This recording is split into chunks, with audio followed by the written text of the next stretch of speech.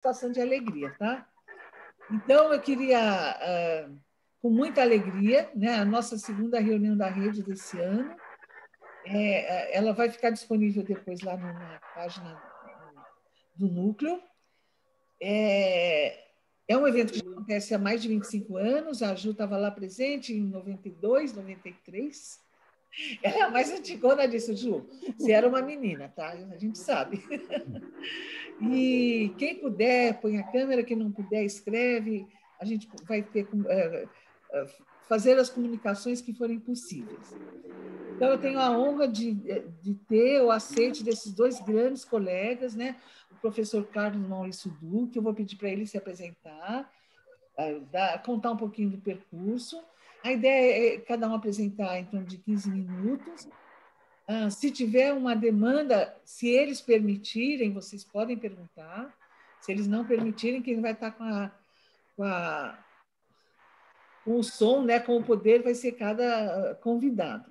Não é propriamente uma palestra nem uma aula, mas são informações muito preciosas. E depois, na sequência, depois que o professor Carlos Maurício falar, Frida, o que você acha melhor? E Carlos, a gente abre para pergunta de 15 minutos ou faz a sequência de 2 apresentações e depois perguntas? Como vocês preferem? Frida está sem som, querida. Acho que seria melhor o Carlos apresenta, eu apresento, e aí tem um período maior de perguntas. Porque, olha, gente, o pessoal pergunta, participa e se manifesta, que a ideia é a reunião da rede. É para fazer, é uma coisa barulhenta, mas agora a gente vai para a parte da reflexão cognitiva. Poderia colocar as perguntas também no chat, e aí você ajuda a recuperá-las? Sim, e também cada um colocar a pergunta, abre o microfone e fala, eu quero perguntar. A gente, claro, eu vou tentar dar uma ordenadinha, não, mas é uma coisa um pouco mais longa. Aqui não tem aquele ícone de levantar a mãozinha? Tem. Boa. Você falou uma coisa muito certa, Frida. Além do... Oi, Bárbara, gostei de ver abrir o vídeo. A outra doutoranda. Aqui tem um lote de doutorandos e mestrandos. Gente, alguém está com o som aberto, eu vou tomar liberdade. Eu não consigo fechar todos, mas dentro do possível, deixem o som fechado. Então, vocês usem esse ícone das relações, vocês estão gostando, põe coraçãozinho, bate palma, quer falar, levanta a mão, perfeito, Frida, é isso mesmo. Então, professor Carlos, a palavra é sua, agradeço de novo, demorou, mas chegou, a gente combinou esse evento em setembro, para vocês terem uma ideia, e está acontecendo, que bom, estamos todos aqui. Bem-vindo, professor Carlos, obrigada por estar presente. A gente inverteu, não é Damas First, porque eles decidiram, tá bem? Eu estou com uma obra aqui do meu lado, que já pedi para tentarem dar um passo, mas está difícil. Mas vamos tentar fazer o melhor possível.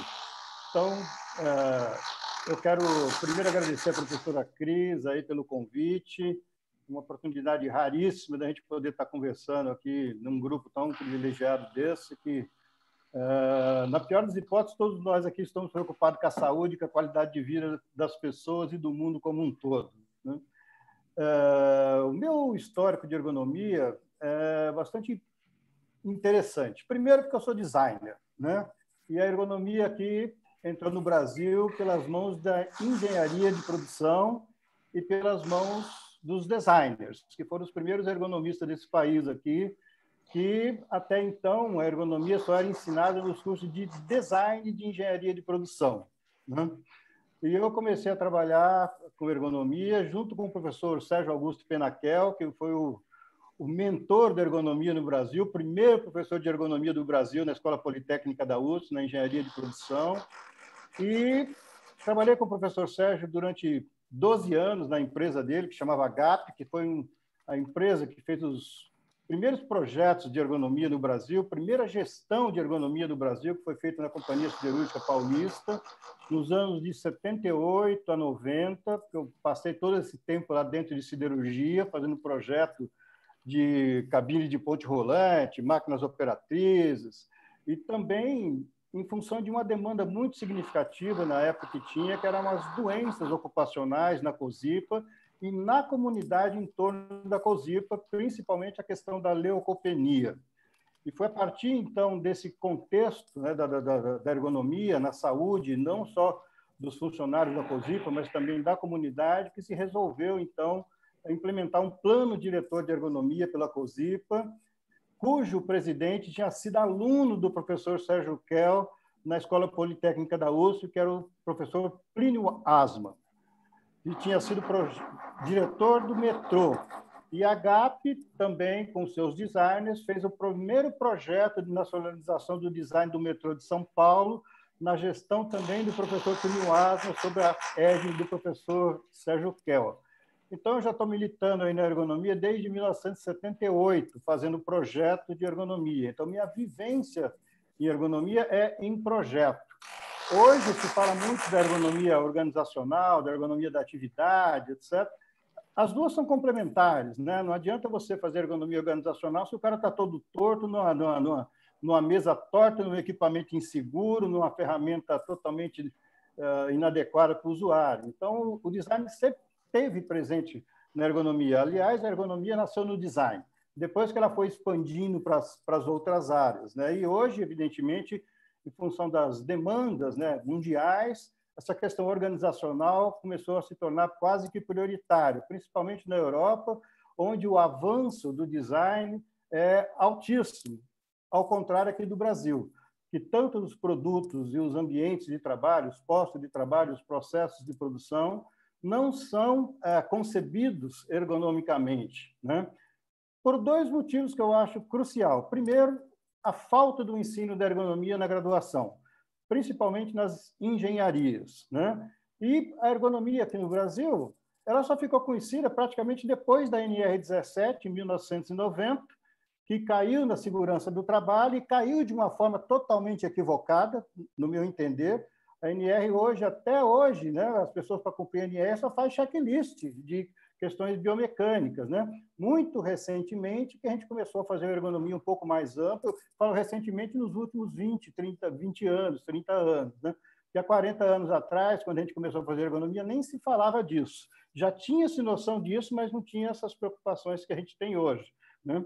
E eu, até 1990, trabalhei com o professor Sérgio Kell, fazendo um monte de projeto, um monte de empresa. E depois o professor Sérgio Kell, em função da sua doença, acabou fechando a empresa e eu acabei quase que herdando essa empresa do professor Sérgio Kell e os clientes deles, que fui praticamente o único da GAP que levou em frente essa questão de projeto. Único, por incrível que pareça. Os filhos deles, que eram todos arquitetos e ergonomistas, desistiram, partiram para outras áreas, os outros colegas também. Eu acabei ficando quase que sozinho nessa praia de projeto, né? E ainda continuo com a minha empresa de consultoria, DCA Ergonomia e Design, que acabou me levando a outras áreas, né, do conhecimento, a ergonomia que me levou para um mestrado, a ergonomia que me levou para a academia, que me levou para um doutorado, né?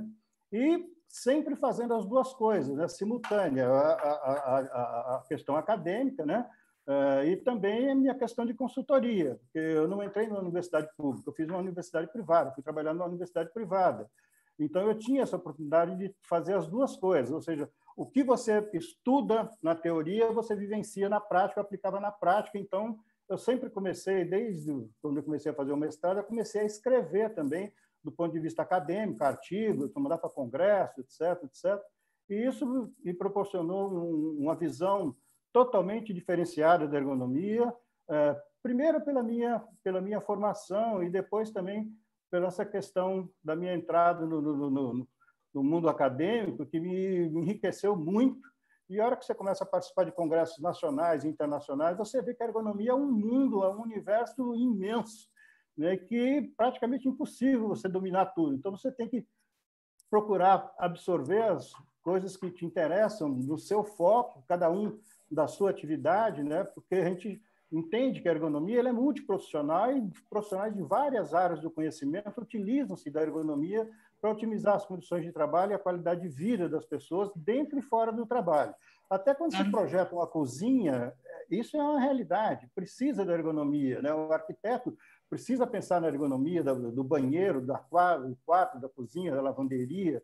Então, isso tem que ser disseminado de toda essa questão, né, da ergonomia. Então, eu acho que isso leva nessa junção da ergonomia complementar da ergonomia física, então da ergonomia organizacional, e, mais recentemente, essa questão da gestão da ergonomia na empresa, que engloba também a questão da qualidade de vida das pessoas, a qualidade do trabalho, o bom desempenho, a satisfação no trabalho.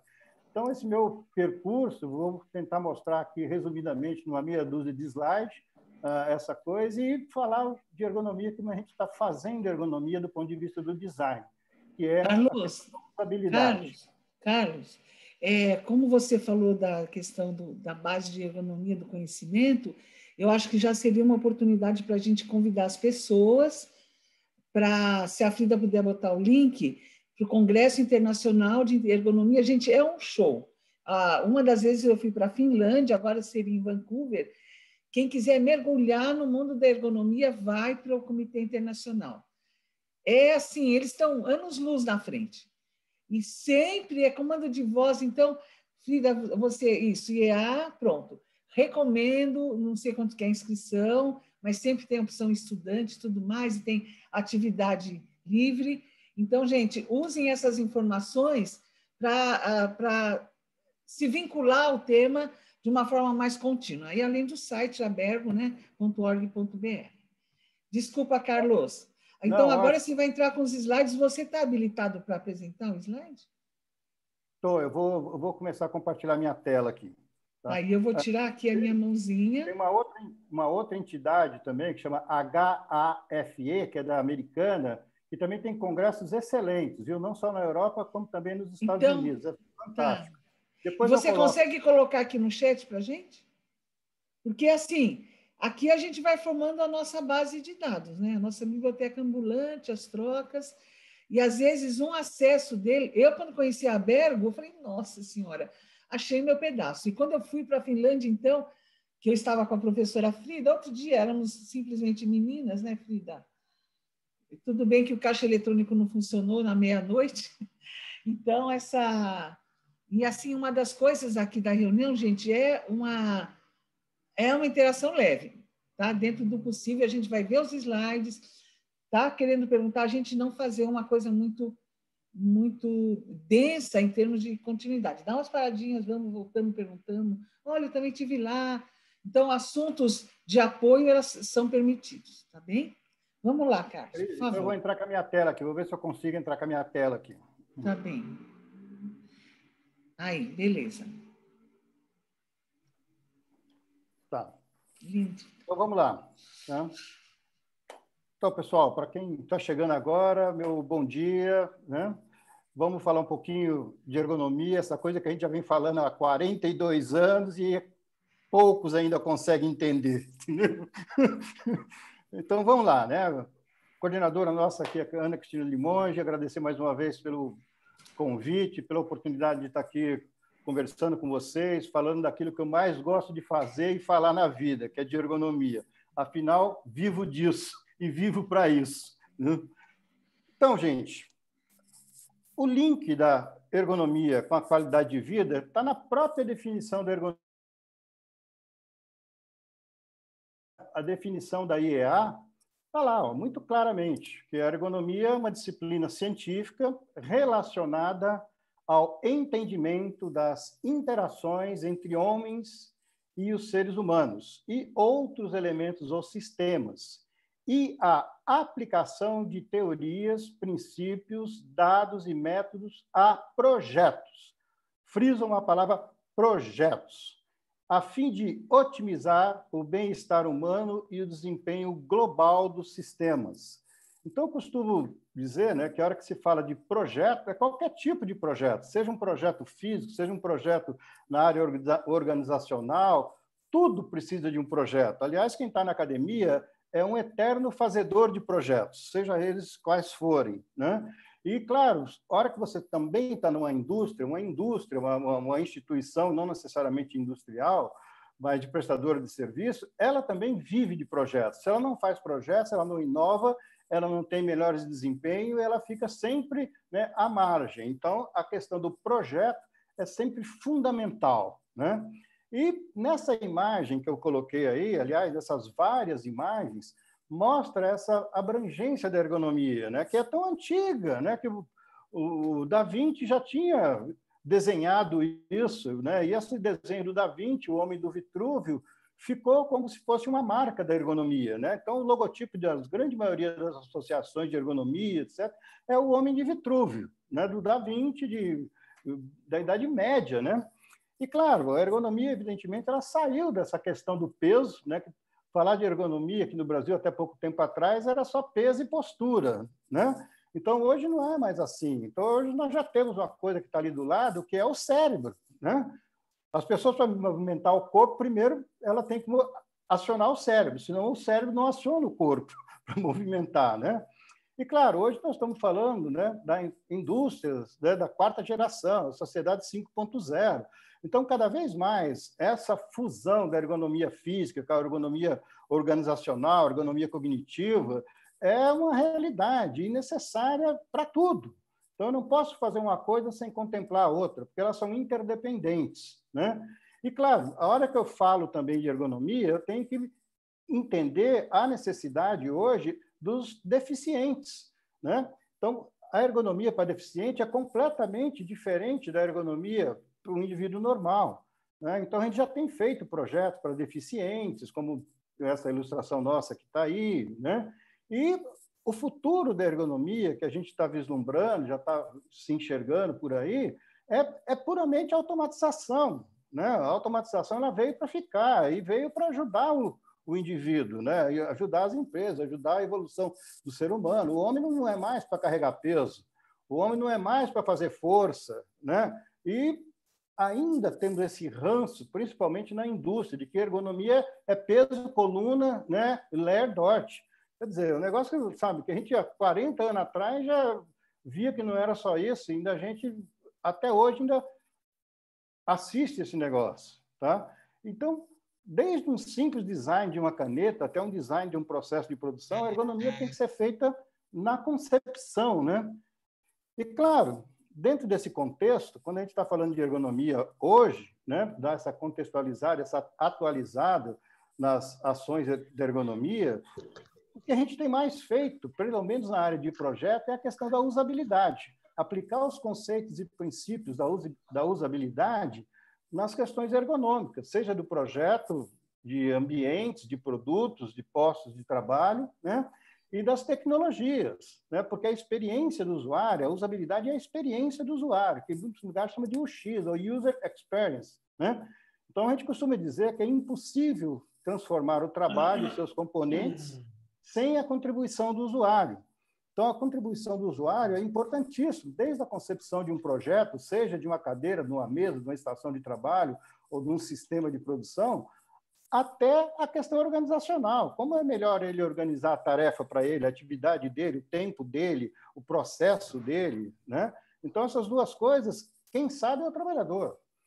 Porque quem vive a realidade do trabalho é o trabalhador. Nós somos de pesquisa, nós somos de outra área, né, que chega lá, enxerga o trabalho com outros conhecimentos e, a partir desse nosso conhecimento, a gente tenta transformar o trabalho.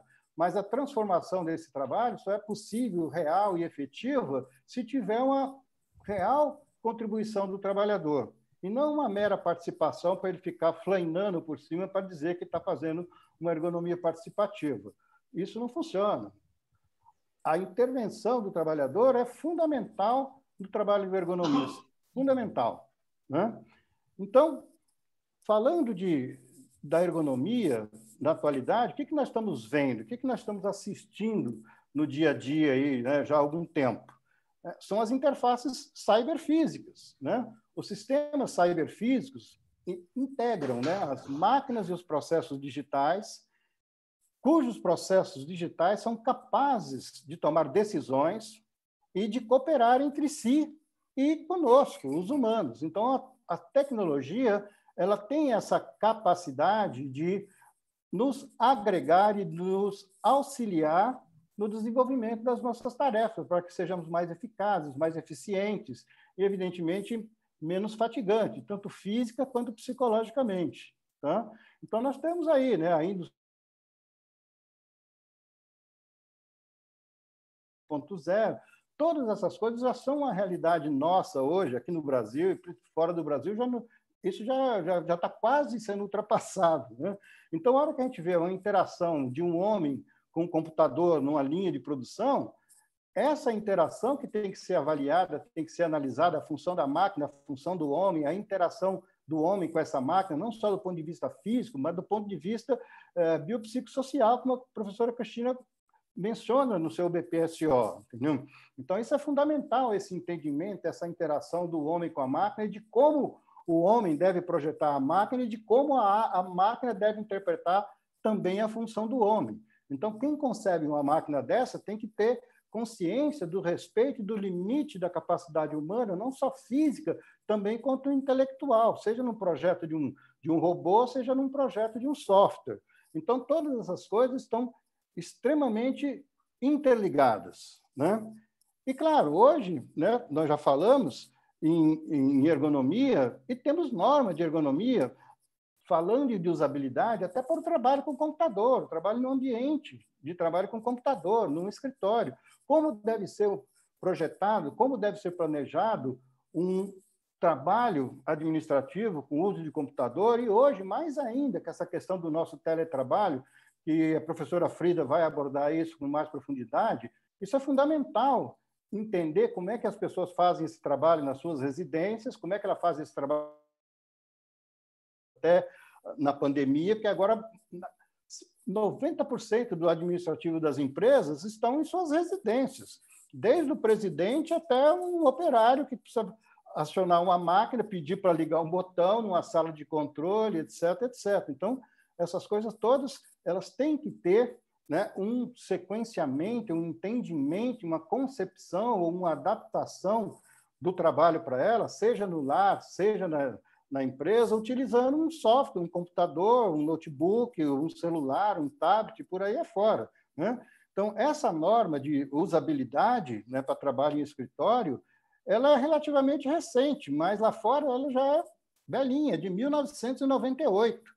Então, não tem nada de novo aqui. 1998. Quer dizer, 20 e poucos anos atrás, né? E pouca gente sabe que isso existe, pouca gente utiliza isso para otimizar os seus ambientes de trabalho. Então, é uma norma de orientação e de usabilidade. E tem outras mais complexas e mais abrangentes, né? Então, eu costumo dizer, né, que recentemente no Brasil, com as mudanças da legislação trabalhista, especialmente com a criação dessa nova NR1, que é uma norma regulamentadora, aliás, é uma norma que não normatiza nada, é uma norma que ela direciona as demais normas. A gente fala que a NR1 ela implementou o que a gente chama de uma gestão dos riscos ocupacionais, tá? E dentro da gestão dos riscos ocupacionais tem que ser elaborado um programa de gerenciamento de risco. Esse programa de gerenciamento de risco nada mais é do que o controle dos riscos que devem ser feitos, tá? Então, esse programa de gerenciamento de risco, a gente costuma falar que é um guarda-chuva para todas as demais NRs de saúde e segurança do trabalho, seja a NR7 do PCMSO, a NR9 do ambiente, a NR17 de ergonomia, a NR10 de elétrico, de espaço confinado, enfim. Hoje nós temos praticamente 36 normas de saúde e segurança do trabalho, né? E raramente as empresas cumprem essas normas de forma efetiva e eficaz. Então, daí veio essa nova NR1. A NR1 praticamente ela obriga as empresas, a partir de então, da sua publicação, fazer a gestão dos riscos ocupacionais. E dentro desses riscos ocupacionais está a NR17, que são os riscos ergonômicos, que eles resolveram colocar esse nome de riscos ergonômicos, né? Não concordo muito com isso, mas foi o que a legislação optou por escrever. E está lá, e é o que está funcionando, e é o que as empresas precisam fazer não só por isso, para atender a NR1, mas também, né, nas questões do E-Social, que até pouco tempo atrás estava lá em algumas tabelas do E-Social, mas na última revisão do E-Social de outubro, eles foram retirados. Não a ergonomia, porque a ergonomia continua lá nas doenças e continua nos acidentes, tá? E, para vocês terem ideia, a NR17 de ergonomia, hoje, com a nova redação, a introdução dessa NR1, A ergonomia virou protagonista. Ela é protagonista. Não é mais uma norma qualquer. Por que eu digo que ela é a protagonista? Porque no parágrafo 15.3.2.1 da NR1 deixa muito claro: a organização deve considerar as condições de trabalho conforme a NR17. Ou seja, então, todas as outras normas têm que estar adequadas, primeiramente, à NR17. Agora, a NR17 é uma norma genérica e não dá para ser feito por qualquer um para você ter uma eficácia, uma eficiência, no mínimo, razoável. Então, a gente fala que, olha, não dá para, com 40 horas aula de ergonomia numa medicina do trabalho, com 30 horas aulas de ergonomia, uma engenharia de segurança do trabalho, que o cara consegue fazer ergonomia hoje numa empresa. Não vai conseguir nunca. Tá? Então, nós temos o quê? Que começar a perceber que nós precisamos aprender ergonomia com mais eficácia, com mais eficiência. Né? Vários colegas aqui que estão me ouvindo já estão aí nos seus mestrados, no seu doutorado, já têm anos de casa, já perceberam essa história. Mas a grande maioria que não está no mundo acadêmico desconhece isso, inclusive quem elabora as normas. Estava conversando com a professora Frida, a gente teve uma dificuldade brutal, ela principalmente, que participou, né, da CTPP, da redação da nova NR17 de ergonomia, ela conta para vocês depois. Difícil. Tá? Então, toda essa contextualização, né, a hora que sai do GRO, que eu tenho que falar da NR17, a NR17 é você fazer a identificação dos riscos ergonômicos agora. Até a própria redação da NR17 propiciou isso. Ela ainda não está publicada, mas ela já está redigida. Ela fala para se fazer a análise ergonômica em 2 etapas. No primeiro momento, a avaliação preliminar de risco, e no segundo momento, a análise ergonômica do trabalho, que é aquela coisa mais aprofundada que a gente, pelo menos que está no mundo acadêmico, já conhece como deve ser feito. Né? Carlos, volta. Carlos, volta aí. Primeiro, parabéns por esse slide, ele está um show. Depois, eu acho que o Luiz, ele falou uma coisa. Luiz, você pode falar rapidinho? Onde está escrito riscos ergonômicos, eu achei que foi uma super sacada dele. Fala, Luiz, você consegue? Está me ouvindo? Você tem som aí? Luiz? Bom, ele falou assim, todo mundo viu aqui no chat, não seria, professor Carlos, melhor, numa versão revista, fatores ergonômicos? Eu acho que é muito mais completo, porque nem tudo é risco ergonômico. Exatamente. Eu acho que nem sei quem desenhou Oi, está me ouvindo? Agora sim, agora fala, Luiz. Fala curtinho, mas é muito importante a tua afirmação.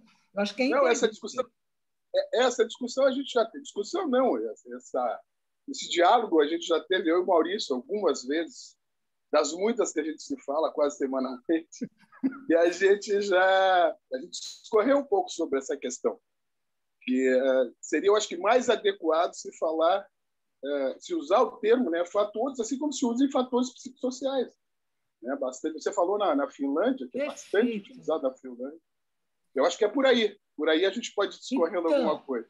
Mas isso eu acho que é uma herança do nosso modelo da legislação, né, de todas das DNRs, que trata mapa de risco. E, na verdade, é aquela história.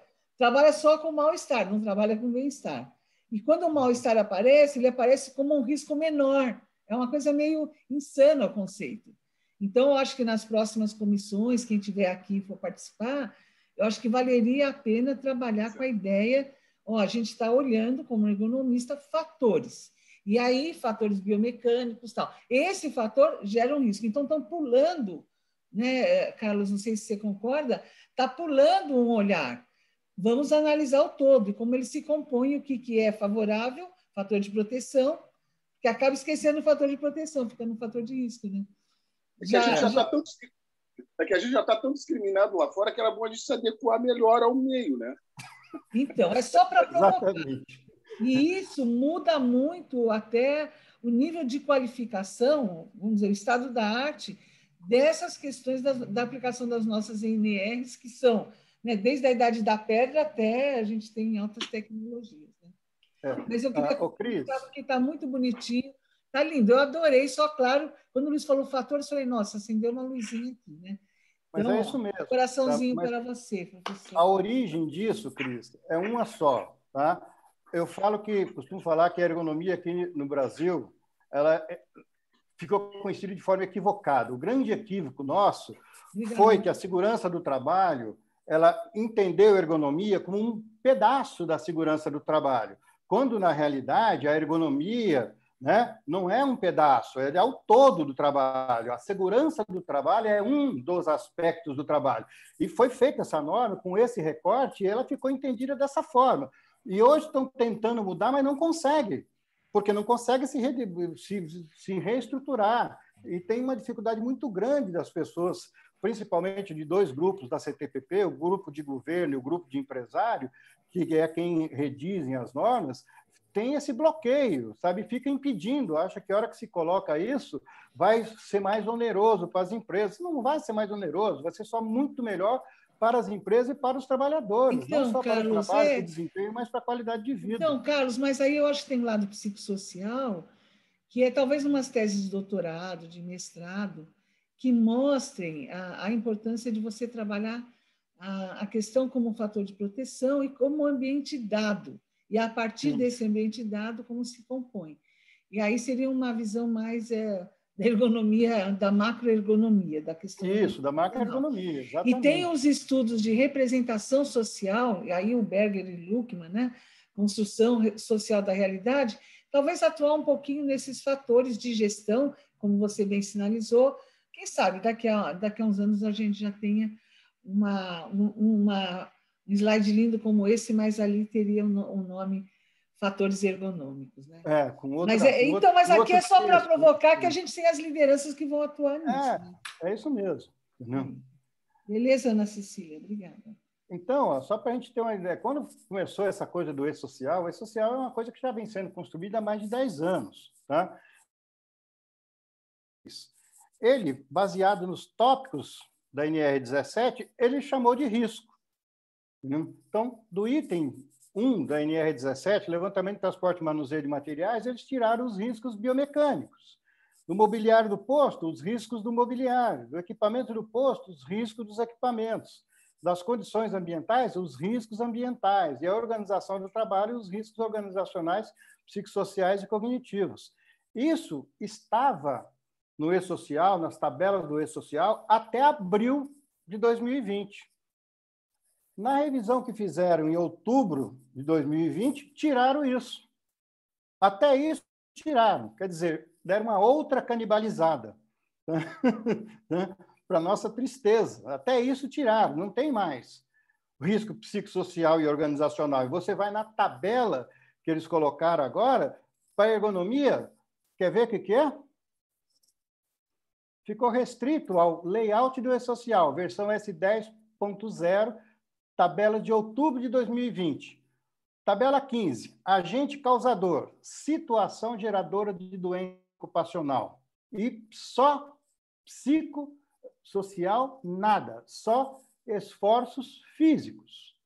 Tabela 16, situação geradora do acidente de trabalho, também só esforços físicos. Aí eu identifiquei, né, nas minhas leituras por aí, um ranking, né, de benefícios concedidos pela Previdência Social do Trabalho, né, pela Previdência do Trabalho, pelo INSS.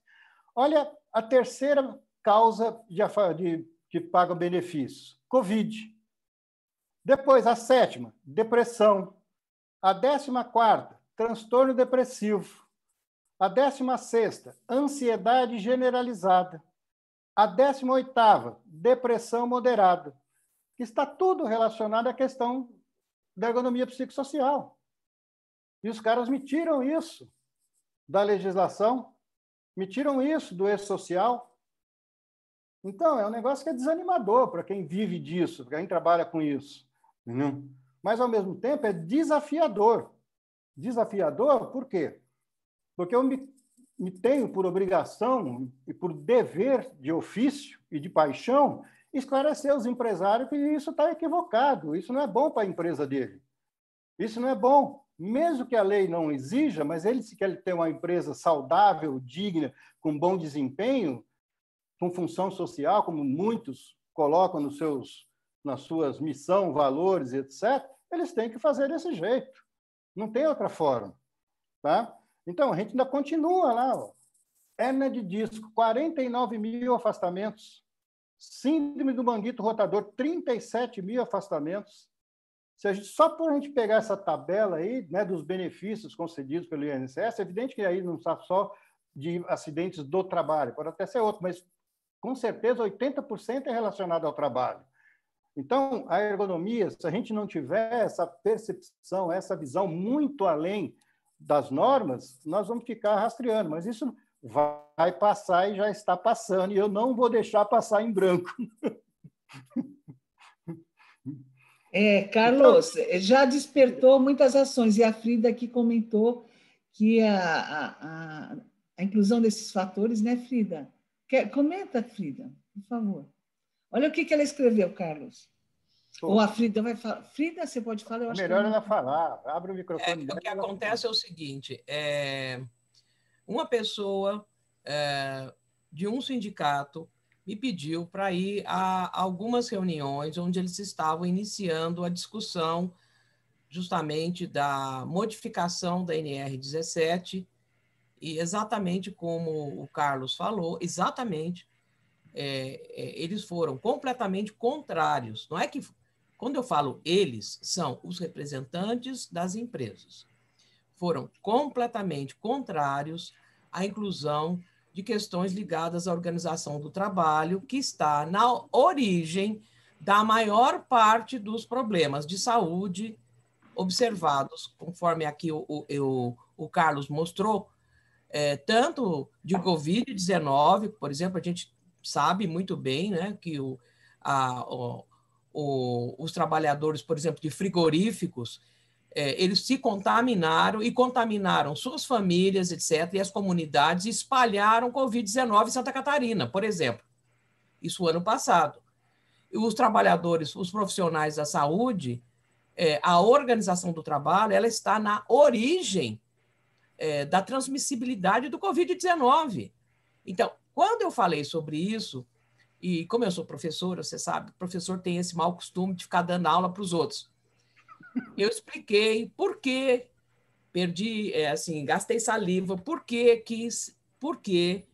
seria importante incluir a organização do trabalho e os fatores psicossociais dentro das novas normas, porque isso atingiria um número muito grande de empresas que necessitariam modificar seus processos, mas, em troca, haveria muito menos acidente de trabalho, muito menos doença relacionada ao trabalho, afastamentos, etc, etc.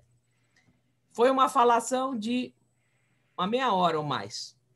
Aí o representante das empresas chegou para mim e falou assim: a senhora é a responsável pela quebra das indústrias do Brasil, porque a senhora acha que a inclusão dos fatores psicossociais, que a inclusão da organização do trabalho, isso tudo é uma bobagem. Aí eu fiquei muito brava, me contive para não perder a civilidade e disse assim: o senhor desconhece a bibliografia que existe há mais ou menos e que deve ter, pelo menos, deve ter mais de entre 20 a 30 mil publicações ou mais.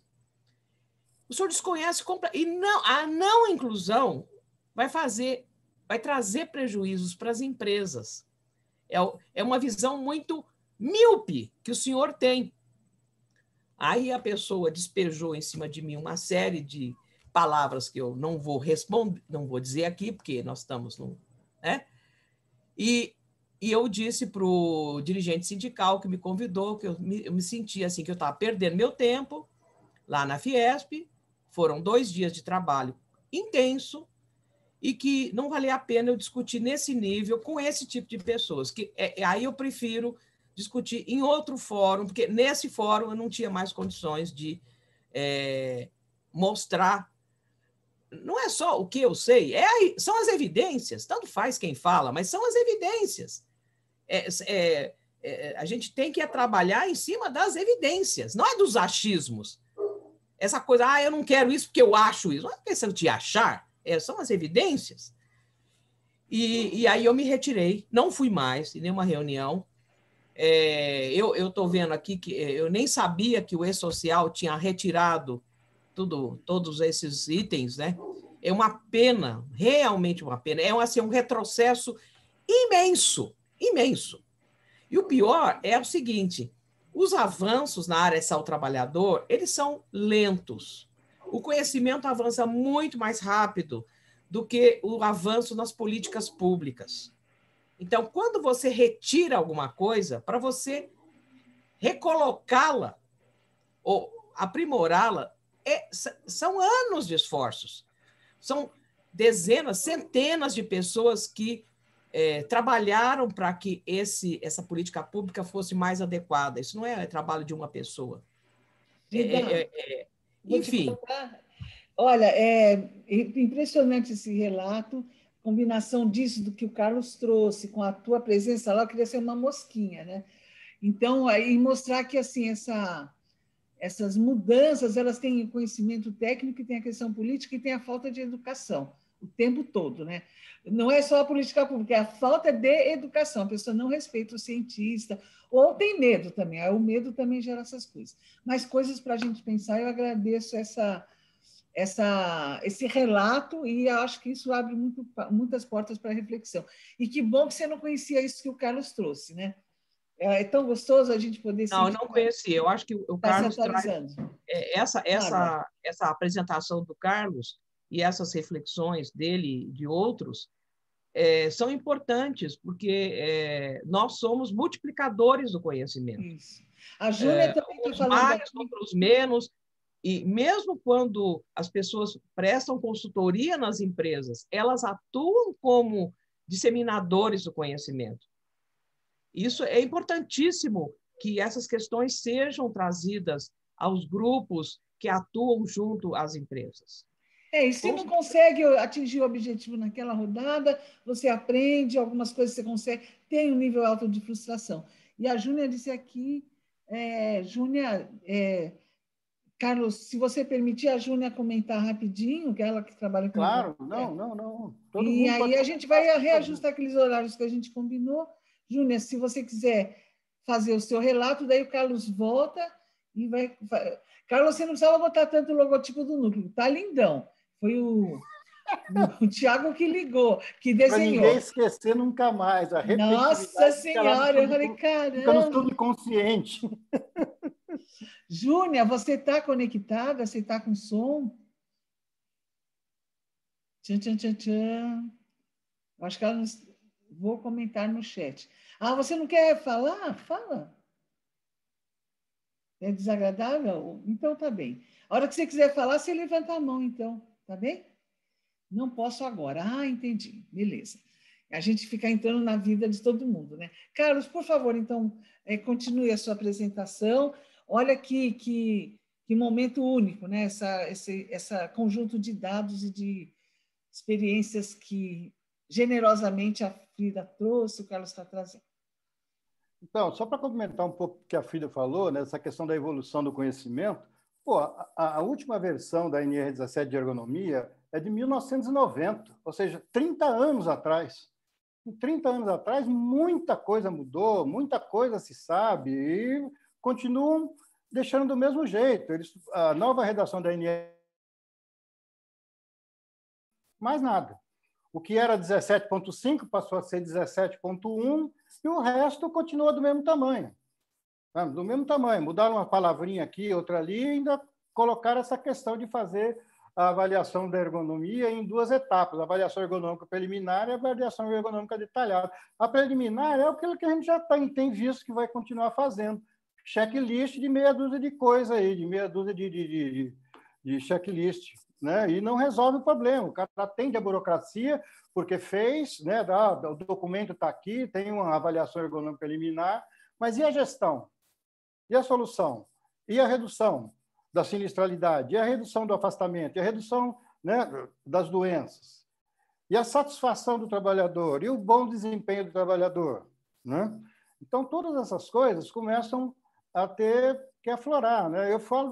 Eu, como consultor, a primeira coisa que eu chego na empresa, quando uma empresa me contrata, quer o meu trabalho, a primeira coisa que eu falo, olha, o primeiro cara que tem que fazer curso de ergonomia aqui é alta administração, é o presidente e os diretores. Não vou falar de ergonomia para o chão de fábrica, vou falar de ergonomia para o presidente, para ele saber o que é isso e o que eu vou fazer aqui dentro. Porque se ele não entender a minha fala, não entender qual é o meu objetivo, qual é o objetivo da ergonomia dentro de uma empresa, eu nem levo o meu trabalho em frente. Então, não, essa é uma outra questão do consultor. Às vezes você tem que trabalhar com o espaço que tem, às vezes você não consegue trabalhar com a visão da alta direção, mas às vezes você cria uma certa consciência em alguns grupos que você salva vidas. Exatamente. Né? E às vezes na própria área médica, exatamente. Na área das comissões e tudo mais, dá para fazer alguma coisa. É muito bom quando o CEO ele já tem uma cultura. Mas eu vejo assim, por onde você faz qualidade de vida ou ergonomia? Por onde for possível. É isso aí. Né? E sempre dá para fazer uma escuta e empoderar quem está fazendo o trabalho. Eu falo, a gente tem que... A a consultoria fala que a gente tem que ir pelas beiradas, não dá para você ir no centro. Pelas beiradinhas. Né? Bom, então, aqui eu tenho um exemplo bem ao longo desse tempo. Né? Esse é um case, né, que eu fiz com uma empresa durante 8 anos. 8 anos. Tá? A empresa tinha um problema sério de afastamento de funcionário por questões de doenças ocupacionais, das mais variadas possíveis. Entre as mais frequentes eram os distúrbios osteomusculares relacionados ao trabalho e as lesões por esforços repetitivos. Tá? E, num determinado momento, um médico dessa empresa acabou me descobrindo, me conheceu também numa palestra. Eu fui fazer uma palestra na Febraban, que a Febraban também estava com esse problema de lesões, etc, etc. Foi logo no início da NR17 de ergonomia, que a NR17 de ergonomia foi uma exigência praticamente dos trabalhadores da Dataprev e do Sindicato dos Bancários. Né?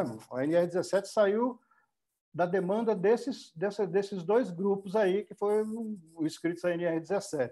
Então, por isso que quem pega a NR17 atual hoje acha que é só para digitador, para trabalhador de escritório. Na realidade, ela começou a servir para todo mundo. Né? Então, essa empresa tinha uma série de problemas, né, nos postos de trabalho, nos processos de produção, etc. E, num primeiro momento, foi desenvolver um projeto para melhorar um pouco as questões dos postos de trabalho. Então, tivemos que reprojetar as bancadas, trocar todo o equipamento, etc. Entendeu? Então, o projeto, né, foram mais de 50 postos de trabalho, né, onde se trocou de tudo, mobiliário, equipamento, né, tecnologia. Teve também um grande up nas questões do sistema de produção, das ferramentas de produção, dos processos de produção. Então, não foi só o desenho da bancada, o projeto da bancada, foi o projeto do posto como um todo, inclusive da organização do trabalho, daquele sistema de trabalho para produzir aquela determinada peça. Né? E este projeto ele beneficiou 1.200 trabalhadores. Tá? Então, foi uma mudança em toda a fábrica. E o foco era otimizar a saúde, a segurança, o conforto, o bom desempenho e a satisfação dos trabalhadores, já utilizando tal dos conceitos da usabilidade, ou seja, a experiência do usuário, o que era melhor para o usuário, o que ele achava melhor para ele. Então, a gente fazia sempre com a participação dele, ele falou, olha, para fazer essa tarefa aqui nesse posto, eu passo isso, eu preciso disso, sinto falta disso, em função dessas conversas com o próprio trabalhador, depois com o supervisor, depois com gerência, aí se desenvolvia um projeto, se analisava todo o sistema como um todo e começava a implementar. Tá? Então, praticamente, ficamos 8 anos nessa empresa, porque nem todo mundo consegue fazer isso de uma hora para outra. Né? E os resultados foram fantásticos. Tá? Tá aqui. Né? Nesse primeiro gráfico aqui do lado esquerdo, está aí, 2 anos antes da gestão. Nós estamos falando de afastamentos, né, de Lerdort, antes da intervenção. Então, está lá, né? Janeiro, né? 13, né? Chega a setembro, 88, 35, deu uma caída. Mas, olha, 2 anos antes da gestão, né? Aliás, no amarelo, né? Início da gestão, olha os afastamentos. Janeiro, 54, né?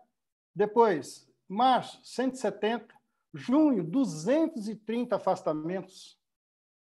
É um absurdo, numa empresa de 1.200 funcionários, você ter num mês 230 afastamentos. Então, tinha algo muito errado. Não era pouco, não. Era muito errado. Tá? E depois que a gente foi implementando a gestão, reprojetando o sistema, reprojetando o mobiliário, trocando equipamento, reorganizando o trabalho, olha como é que foi a queda. 3 anos de gestão, já despencou dos 230 para, no máximo, 40 e poucos. E lá no fim do ano, do mês, 8, 7. Outros anos depois, né, nos 3 anos depois da gestão, 5 anos depois da gestão e 8 anos após a gestão, a coisa não passou de 20.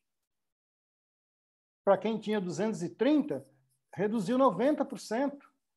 Então, isso é controle, isso é enxergar o controle e enxergar o benefício que a ergonomia traz para as pessoas e para as empresas. Tá? E eu diria que este não foi o diferencial porque o seu Manuel, dono dessa empresa, resolveu mudar. Não foi isso. Né? A mudança ocorreu por isso daí. Desempenho. Desempenho. Está lá. Peguei um posto de trabalho, enroladeira de espiral. Ele produzia, né, 300. Antes da intervenção, produzia 400. Quando nós fizemos a primeira intervenção, que colocamos o posto no novo sistema, na primeira semana, 300. O cara falava, pô, tu não te falei que essa porcaria de ergonomia não dava certo? Aí eu falei para o médico, ó, doutor José Tadeu, o senhor como médico do Big Boss, conversa com ele para ele nos dar um tempo de uns 2 meses, até as pessoas aprenderem a usar esse novo posto, essa nova tecnologia, esse novo equipamento. Aí, na 4ª semana, já começou a quase empatar. Na 7ª semana, mudou tudo. Na 9ª semana, 2 meses e meio depois, aumento de produtividade, de desempenho, de 15% a 20% na produção e sem reclamação. Não tinha mais reclamação de funcionário, não tinha mais visita no departamento médico, não tinha mais afastamento. Então, a hora que o seu Manuel percebeu essa diferença, aí ele falou, olha, bem que o senhor falou que precisava de tempo. Eu falei, tudo precisa de tempo, seu Manuel, não é de uma hora para outra. Vai me fazer um programa para a gente implantar aí a longo tempo, né, prazo indeterminado, para podermos mudar tudo que é necessário. E foi assim que fizemos. 8 anos, ele não fez tudo numa vez só. Então, primeiro foi começando uma coisa, fazendo outra, um pouquinho daqui, um pouquinho dali, conversava sempre com os funcionários, eles iam, comentavam. Uns 15 anos depois, voltei lá para conhecer, ver como é que estava. Eles estavam dando continuidade, eu já não ia lá há 10 anos. Aí, uma das operadoras dessa máquina específica, aí, dessa enroladeira de espiral, o médico, o doutor José Tadeu, que ainda era médico lá, me levou para conhecer ela. Ele falou, essa aqui trabalhou na máquina antiga. E teve um dia que ela foi no meu consultório, ela falou que gostaria de conhecer o senhor. E ele me ligou para ir lá. Aí eu fui lá conhecer ela. No que ele me apresentou para ela, ela olhou para mim, levantou da cadeira dela, me deu um abraço, começou a chorar. Falou, olha, eu rezo para o senhor toda noite. Eu rezo para o senhor toda noite. O senhor me tirou do inferno e me botou no céu. Quer pagamento maior que isso? Não tem, gente. Não tem pagamento maior que isso para quem faz ergonomia e vê a transformação da vida das pessoas. Não é do trabalho só. Se transforma a vida das pessoas. Então, eu coloco a ergonomia, né? Quando a gente faz ergonomia, é para ter mais saúde e mais qualidade de vida. E, evidentemente, qualidade de vida, mais qualidade de vida, é mais satisfação e mais desempenho. Não tem outra receita. Essa é uma. Tem outras? Sim, certamente tem outras. Mas essa é uma que deu certo. Entendeu? Então, É com esse olhar, né, que eu queria encerrar a minha apresentação, dando uma brincadeirinha aqui com a Frida. Fiz uma animaçãozinha aqui, né? Para mostrar que, olha, a gente precisa construir, inovar sempre, mudar sempre, mostrar outras coisas, outras caras, outro jeito de ser, mesmo aos quase 70 também. Então, gente, eu estou aí, né, na militância aí, com esse tempo todo, tem aí meus contatos. Hoje eu tenho 3, que eu chamo de unidades de negócio. Uma que é a ergonomia e ergodesign, onde eu faço análise, projeto e gestão. A outra é o meu laboratório de ergonomia, de ergodesign e usabilidade, para me avaliar mobiliário, avaliar equipamento, avaliar posto de trabalho do ponto de vista do processo. Então, é um laboratório onde eu aplico uma metodologia científica, que é um pedaço da minha tese de doutorado. Eu tive que abrir isso daí, justamente para avaliar o quê? Primeiro, mobiliário, cadeira e mesa. Os fabricantes de mobiliário falaram, pô, não adianta eu escrever lá que minha cadeira é ergonômica. O cara quer saber como. Por que ela é ergonômica? Porque ela regula a altura, como pede a NR17, porque ela tem que ter borda arredondada, porque ela tem de NR17? Não, não é. Então, olha, vamos pegar metodologia de usabilidade, avaliar a usabilidade da cadeira, mas não o ergonomista, o usuário, o trabalhador, o usuário da cadeira. Então, isso é o quê? É a tal da UX, User Experience. Então, quem testa é o usuário, mas com o olhar do ergonomista. Carlos, o pessoal está elogiando você aqui, tem vários elogios, e eu acho que a gente foi chegando mesmo no ponto, primeiro, da realidade e segundo, da aplicação. Né? Então, vou pedir para você fechar, para a professora Frida vir entrar, e depois a gente voltar para o debate. E o terceiro caso aqui, o terceiro braço da DCA, isso, é a DCA Academia de Ergonomia, que nós damos curso de ergonomia in company, online, presencial, agora nem tanto presencial, mas mais online, mas é isso. Tá? Então, deixar aí em aberto, entendeu? Para a gente poder conversar. Olha, parabéns, parabéns. Peço para vocês poderem expressar aqui para o Carlos poder ver, o tempo é curtinho, a pressão é grande, é muita gente dando palpite, mas eu acho que a gente avançou muito nesse compartilhar, denso, forte, dá vontade de ficar conversando o dia todo. E para continuar a conversa, que é uma conversa daquelas boas, né? Aí eu convido a professora Frida. Obrigada, Carlos. Desculpa as intervenções, mas eu vou interferindo para não ficar tudo em linha reta, sabe? É uma estratégia macroergonômica. Eu convido a professora Frida e a professora Evelise, a doutoranda da professora Frida, para fazer, então, a outra apresentação, que eu tenho certeza que a gente vai também ter oportunidade para aprender, refletir, lembrando que 2 ou 3 intervenções a gente vai fazer para dar um molho nessa questão, tá bem? Então, vamos lá. Frida, eu peço para você se apresentar, agradecendo de novo ao Carlos. Show. Obrigado. Show. Bom, então, essa minha apresentação, eu vou compartilhar a tela. Espero que não dê problema aqui para todo mundo ver. Espera aí. Todo mundo está vendo? Sim. Está vendo, né? Bom, então, essa apresentação ela foi preparada pela Evelise Dias Antunes e eu dei uns pitacos. Na verdade, a Evelise é minha aluna de doutorado já há 3 anos e ela vem estudando a questão do teletrabalho muito antes da pandemia, quando o teletrabalho estava presente em alguns poucos setores governamentais. Então, eu sou professora da Faculdade de Saúde Pública da USP desde 1980, continuo trabalhando como professora ativa, não me aposentei ainda, não sei ainda quando vou me aposentar. Gosto muito dos meus alunos e do que eu faço. Então, como disse a Ana Cristina, enquanto tiver saúde, a gente continua trabalhando. eu aprendo muito com meus alunos e compartilho meu conhecimento um pouco do que eu sei com eles. Bom, então, é uma apresentação curta, porque foi pedido 15 minutos de apresentação, então a gente vai tentar manter esse tempo. Bom, a pandemia, que se iniciou oficialmente no começo de 2019, desculpe, 2020, ela teve grandes repercussões já em 2020. Quer dizer, hoje nós temos uma quantidade imensa de pessoas que estão morrendo. Ontem morreram 4.211 pessoas de Covid, mas o impacto ele vem sendo sentido desde que o número de adoecidos e mortos começou a crescer no Brasil, principalmente a partir do começo de março de 2020.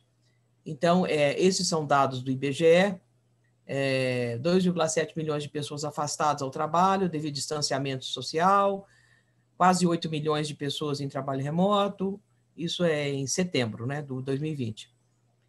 Um pouco mais de 15 milhões não procuraram trabalho por falta da pandemia ou por falta de trabalho, então estavam desempregados, né?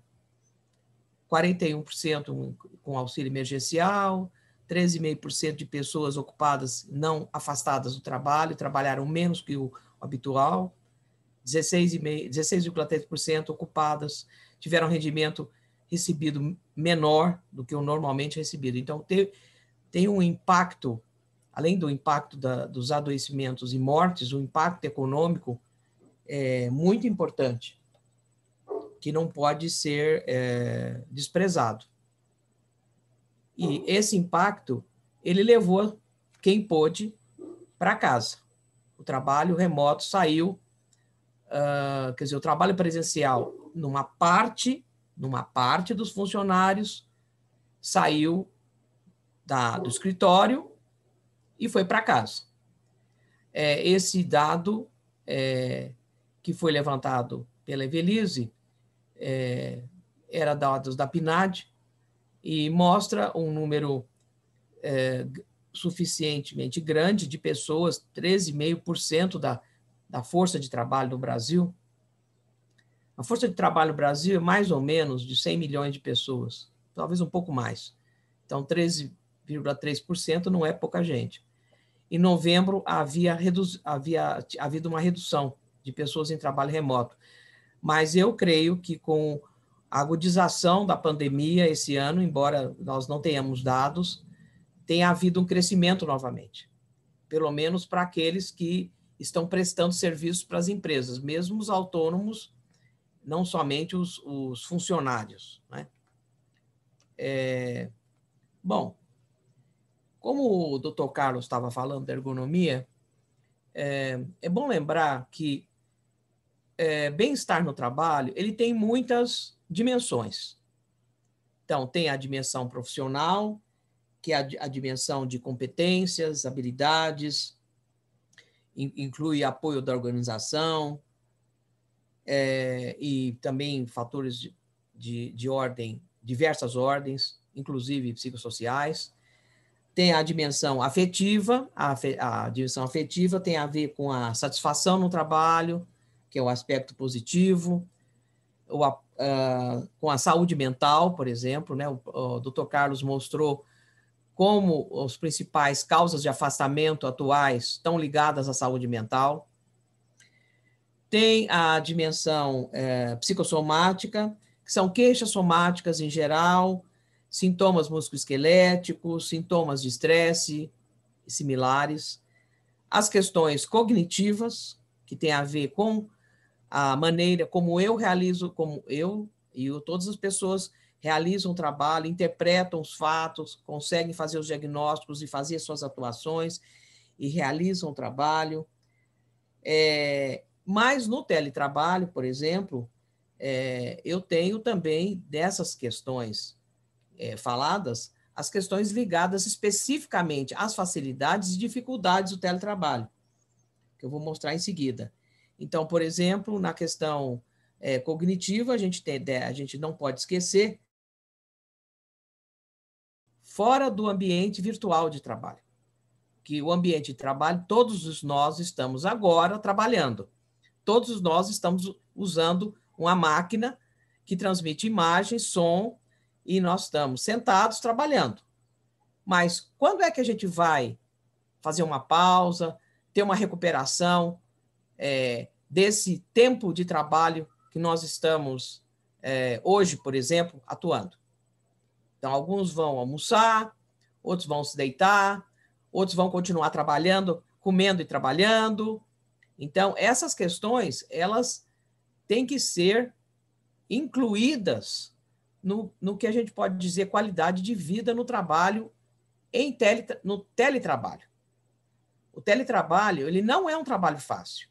Para os professores, por exemplo, e nem para os alunos, dar aula olhando para uma tela, quando você enxerga a maioria das câmeras desligadas, você nem sabe se o aluno está prestando atenção, não está, se ele está realmente sentado ouvindo sua aula, se não está, se o aluno pôde se conectar, não pôde, que tipo de conhecimento que você conseguiu compartilhar, que retorno você tem. É muito mais difícil dar aula online, principalmente na área da graduação. Esse é um sentimento que foi compartilhado por muitos colegas que estão na Faculdade de Saúde Pública e todo mundo dando aula na graduação desde 17 de março de 2020. E, finalmente, as questões sociais, porque o que acontece no teletrabalho é que as pessoas estão meio que sozinhas. É diferente quando você tem do seu lado um colega e você faz uma pergunta, como é que faz aquilo mesmo? O seu colega te explica imediatamente. Aqui alguém pode falar, não, eu pego o meu celular, eu uso o WhatsApp e eu pergunto para as pessoas, como é que faz aquilo mesmo? Mas é diferente. O isolamento no teletrabalho, ele é muito mais sentido do que quando você está num trabalho presencial. Então, essas relações sociais, horizontais e verticais, elas são modificadas quando você está na situação de teletrabalho. Esse esquema ele foi originado de um trabalho de Charampoulos e colaboradores, que foi uma revisão sistemática do bem-estar dos e-workers. Imagina só, e-workers, que são os trabalhadores em teletrabalho, e publicado no periódico European Journal of Work and Organizational Psychology, em 2019. Isso foi antes da pandemia, porque é 2019 a publicação. Mas ele cabe perfeitamente bem na pandemia. Os efeitos foram muito mais agudizados. Então, o que acontece? Aqui tem uma figura de uma mulher, mas é de propósito, porque cabe às mulheres tomarem conta de certos domínios domésticos muito mais que os homens. E, ao mesmo tempo, as mulheres, realizando seu trabalho profissional, elas têm que dar conta também do trabalho profissional. A hora que eu sair daqui, me levantar, terminar essa reunião, eu vou preparar um rápido almoço, porque sou eu agora que tomo conta do preparo das refeições. E às 14 horas, em ponto, eu estou dando aula de pós-graduação. Então, eu tenho que equilibrar as exigências profissionais com as exigências domésticas. Alguém pode dizer assim, bom, mas você tem um marido em casa, mas meu marido hoje não pode me ajudar. Então, eu tenho que fazer sozinha tudo. Então, esse equilíbrio é difícil de ser alcançado, muito difícil de ser alcançado. E ainda agravado pelo fato que as crianças não têm aula presencial. Então, quem mais cuida da educação das crianças ainda são as mulheres. Então, além de questões domésticas, a educação das crianças, que pesa mais sobre os ombros da mulher, ainda tem as questões profissionais. Eu não quero dizer que com isso que os homens também não façam, eles fazem. Mas eu diria que uma parte talvez mais extensa dos cuidados na casa, e muitas vezes com outras pessoas que compartilham nossa residência ou nossos cuidados, parentes mais idosos, pessoas doentes, etc., geralmente cabe à mulher realizar esse trabalho. Então, tem várias publicações mostrando essa sobrecarga e a dificuldade do equilíbrio, principalmente entre as mulheres durante essa pandemia. Aqui são algumas notícias de jornais, né? Esse aqui, por exemplo, é da Folha de São Paulo, né?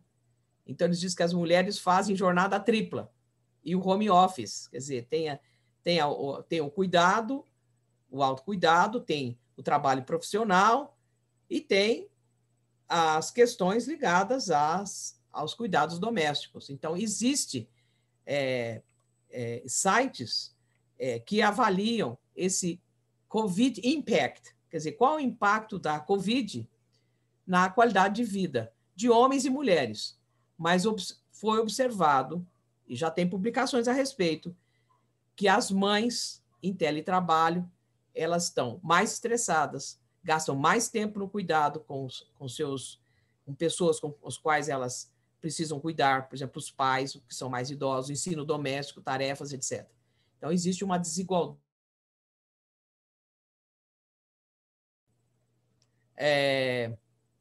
Esse esquema do iceberg, que foi construído pela Evelise Dias Antunes, né, que está aqui nos ouvindo, ou vivendo, ele mostra a parte de cima os fatores positivos do teletrabalho. É lógico que tem algum fator positivo, alguns. Então, tem aqui alguns autores sendo citados, dizendo que na área de transporte, de planejamento urbano, aumento de produtividade, que eu acho que depende muito do que a pessoa faz, redução de custos, diminuição da poluição, porque as pessoas teriam menos transporte. Com a questão do maior equilíbrio entre a vida profissional e pessoal, eu tenho minhas dúvidas. Eu acho que depende muito. E diminuição do tempo e custo com transporte, com certeza, se você faz trabalhos em casa. Mas na parte de baixo está a parte, vamos dizer assim, os principais fatores negativos, que é o isolamento profissional, que tem um impacto nessas interações sociais e de amizade com os colegas. E uma coisa importante que a virtualidade das tarefas traz é a telepressão. O que é a telepressão? A telepressão é assim, você recebe uma solicitação de um colega ou de uma chefia e você tem que responder a essa solicitação no menor tempo possível. E muitos acham que pelo fato de você estar em casa, você não faz nada, você está em casa. E aí chegam solicitações, demandas, com prazos curtíssimos de finalização. Eu estava conversando com uma colega ontem e ela coordena uma comissão de progressão horizontal dos docentes da USP. É uma das coordenadoras. E ela disse o seguinte, que o prefeito de São Paulo, ele decretou feriados municipais, só que ela continuou trabalhando como sempre, porque o deadline para avaliar questões sobre progressão horizontal, que é uma coisa que afeta e tem impacto em dezenas de docentes em nossa faculdade, tinha que ser entregue logo.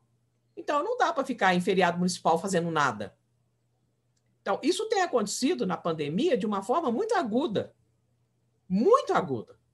Assim, a quantidade de serviço virtual que a gente faz todo dia é imensa. Imensa. Eu tenho que, por exemplo, eu como professora, eu tenho que colocar todos os materiais didáticos que antigamente iam para um xerox que os alunos tiravam, eu tenho que colocar numa plataforma Moodle. Todos os trabalhos que os alunos antes entregavam, e você rapidamente olhava com o aluno o que ele fez, o que ele não fez, tudo é postado, tudo tem que ser avaliado online. Eu tenho que colocar todos os comentários de cada aluno, de cada trabalho online. É uma trabalheira imensa, imensa. Quando um aluno tem uma dúvida e ele me escreve, eu tenho que responder individualmente para aquele aluno.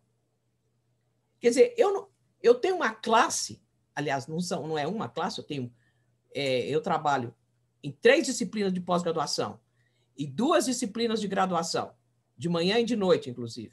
Então, tem uma quantidade enorme de dúvidas que os alunos vão tirando. É como se eu trabalhasse em EAD e não fizesse mais nada.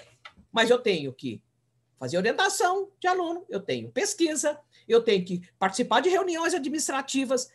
O meu dia de trabalho, ele aumentou tremendamente. E não só meu, não. De todos os professores.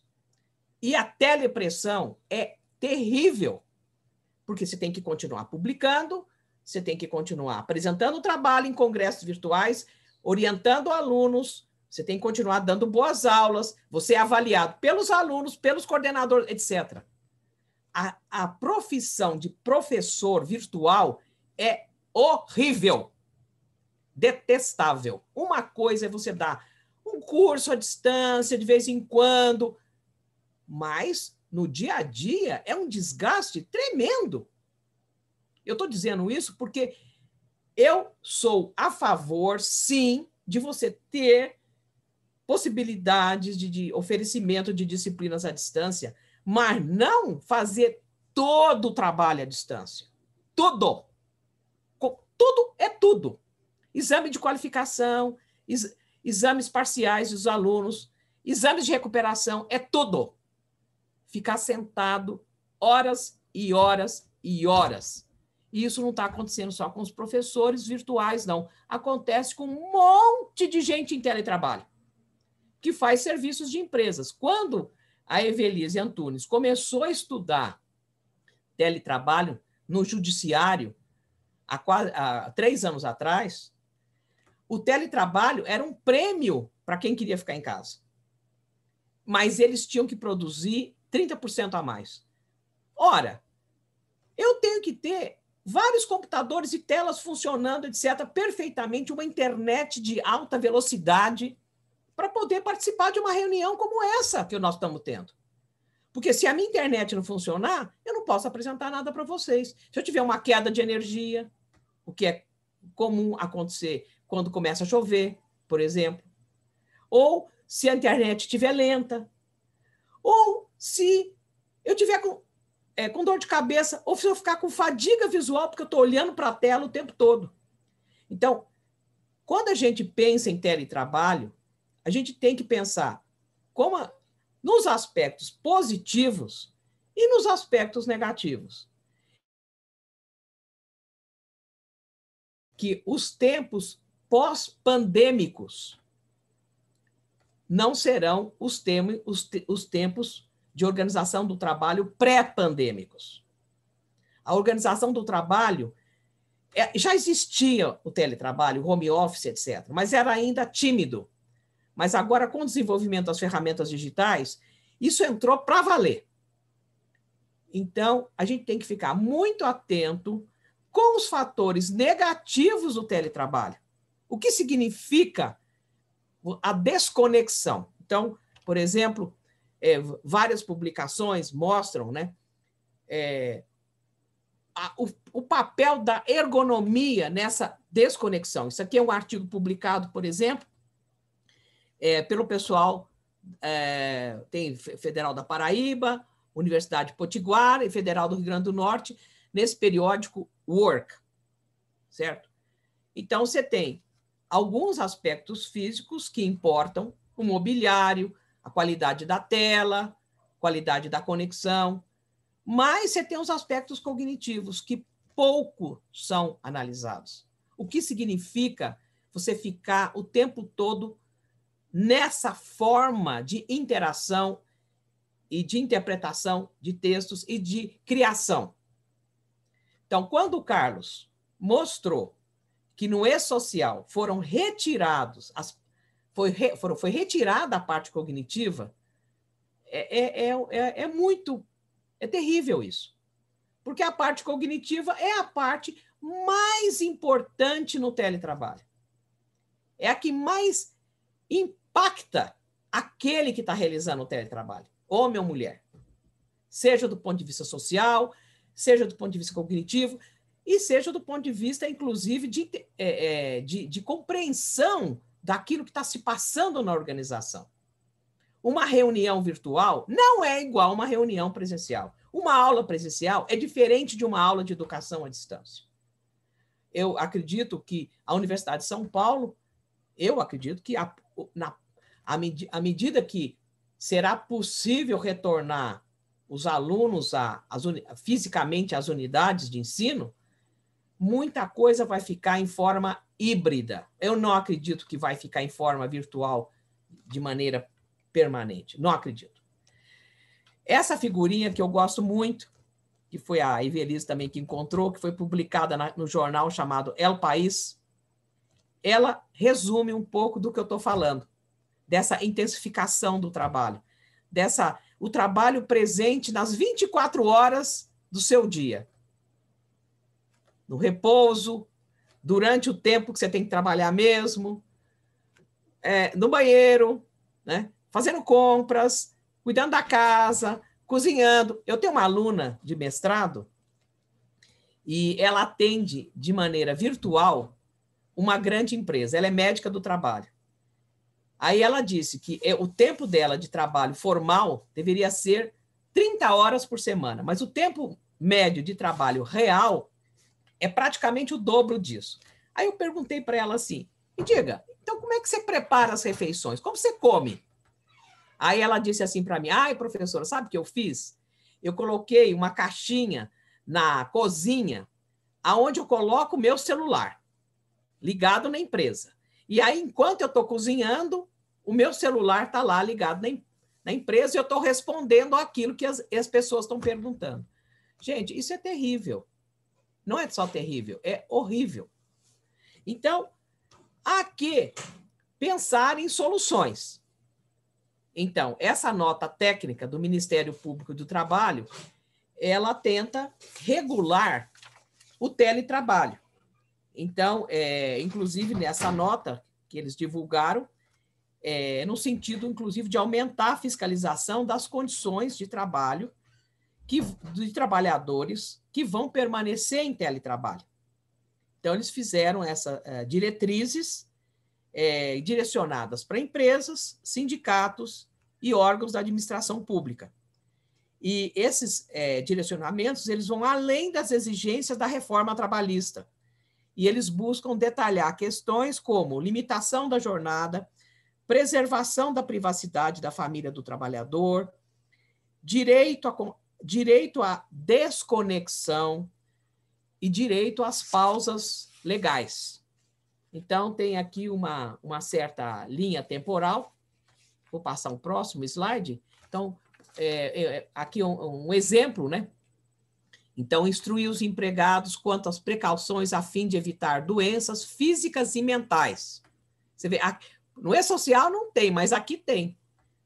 Adotar medidas de segurança, como intervalos e exercícios laborais. Eu comecei a ter dor no quadril por ficar muitas horas sentada. Até que, determinado dia, eu falei, bom, não dá para continuar dessa forma. Eu não vou tomar remédio para tirar minha dor do quadril. Isso aí eu preciso fazer atividade física.